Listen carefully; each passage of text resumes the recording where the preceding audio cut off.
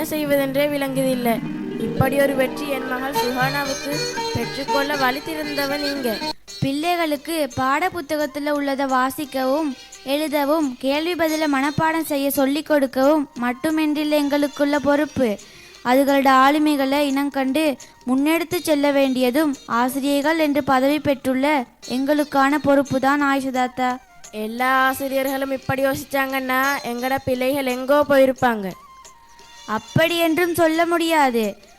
பாட்டு போட்டிக்கு போறீங்களா என்ன வகுப்புல வச்சு கேட்டப்போ சுஹானாவும் இன்னும் 2-3 பிள்ளைகளும் மட்டும்தான் கை தூக்கினாங்க. மறுநாள் வீட்டில் வேணாம் என்று சொன்னதா கை தூக்கின பிள்ளைகளும் பின்வாங்கிட்டாங்க. கோணல் எங்கேயோ இருக்கு. அன்னைக்கு நீங்க என்னமோ நிமிஷ கதையோன்னு வந்து சொல்றேன்னு நிறுத்திங்களே, அது என்ன? எனக்கே மறந்துட்டுது. நீங்க ஞாபகத்தில் வச்சிருக்கீங்க. நான் சொல்ல வந்தது என்னன்னா, வகுப்புல 30 பிள்ளைகள் இருக்காங்க என்ன வச்சுக்கோமே. வகுப்பு நேரத்தில் அந்த வகுப்பு ஆசிரியர் தன் சொந்த தேவைக்காக 5 நிமிஷத்தை எடுக்கின்றார் என்னும் வச்சுக்கோமே.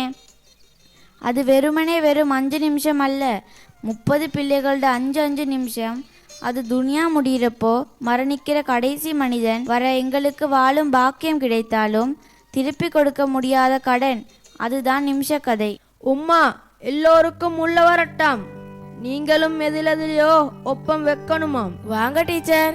புஹானானா எங்க? நான் இங்கதான் இருந்தேன். இப்படி நின்று பார்த்தா கொழும்பு சரியான பசந்து.